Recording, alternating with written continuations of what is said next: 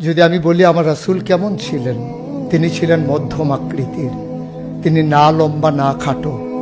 তিনি কখনো বা যখন হাজারো মানুষের সামনে দাঁড়াতেন, বিদায় হজের সময়ে 1,40,000 সাহাবা যখন ময়দানে, তিনি যখন আস্তে করে উঠে দাঁড়ালেন, ওনার চাইতে অনেক লম্বা লম্বা মানুষ থাকার পরেও অবাক বিস্ময়ে সবাই তাকিয়ে দেখলো সবার উপর দিয়ে যে মানুষটির মাথা মুবারক দেখা যায়, তিনি নবী মুহাম্মদুর রাসূলুল্লাহ সাল্লাল্লাহু আলাইহি ওয়াসাল্লাম। তিনি মধ্যমাকৃতির হওয়ার পরে সবার উপরে তার শির, সবার উপরে তার মাথা। সবাই অবাক বিস্ময়ে তাকিয়ে দেখলেন তার চুলগুলো হালকা হালকা কোঁকড়ানো। তিনি কখনো বা যখন চুলের ভিতরে তৈল দিয়ে আছড়াতেন, অবাক বিস্ময়ে মানুষ তাকিয়ে দেখতেন, মনে হতো চুলের মাঝে যেন মৃদুমন্দ ঢেউ দেখা যায়। তার কপালটা ছিল চওড়া শুভ্র, তার চোখের ভ্রুগুলো ছিল ধনুকের মতো বাঁকা, তার চোখগুলো ছিল টানা টানা ভাসা ভাসা, তার চোখের পাতাগুলো ছিল গোলাপের পাপড়ির মতো। তিনি কখনো বা যখন চোখের পলক ফেলতেন, অবাক বিস্ময়ে মানুষ তাকিয়ে দেখতেন, মনে হতো মৃদুমন্দ বাতাসে গোলাপ পাপড়ি দোল খাচ্ছে। তার চোখের সাদা অংশ ছিল রক্তিমাভ সাদা, কালো অংশ ছিল তার কৃষ্ণ কালো। তার ঠোঁটগুলো ছিল গোলাপি রঙের, তার নাকটা ছিল খাড়া, ছিদ্রগুলো ছিল ছোট ছোট, নাকের নিচে ঠোঁটের উপরে ছিল চিকন সরু গোঁফ।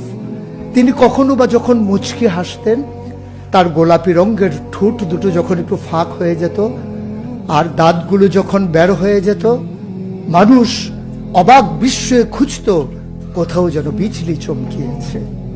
তিনি যখন প্রচন্ড গরমের মাঝে ঘেমে সিক্ত হতেন, কপালে তার মুক্তার দানার মতো ঘাম জমে যেত।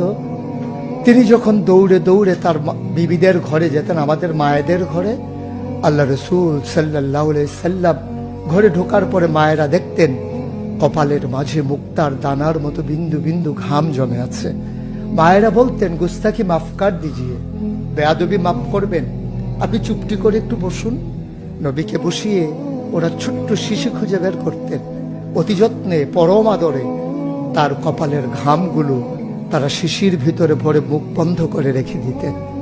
ঈদ যখন আসতো, বিয়ে যখন হতো, জমানো ঘাম তারা আতর হিসেবে ব্যবহার করতেন।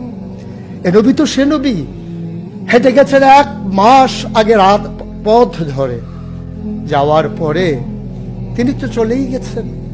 1 মাস পরে যখন আবার ওই পথ মারিয়ে কোনো এক সাহাবা যাচ্ছেন, স্থানীয় বাসিন্দা যারা রাস্তার কিনারে যাদের ঘর, তাদেরকে ডেকে বললেন, ভাইরা, এ পথ দিয়ে কি আমার নবী হেঁটে গেছে?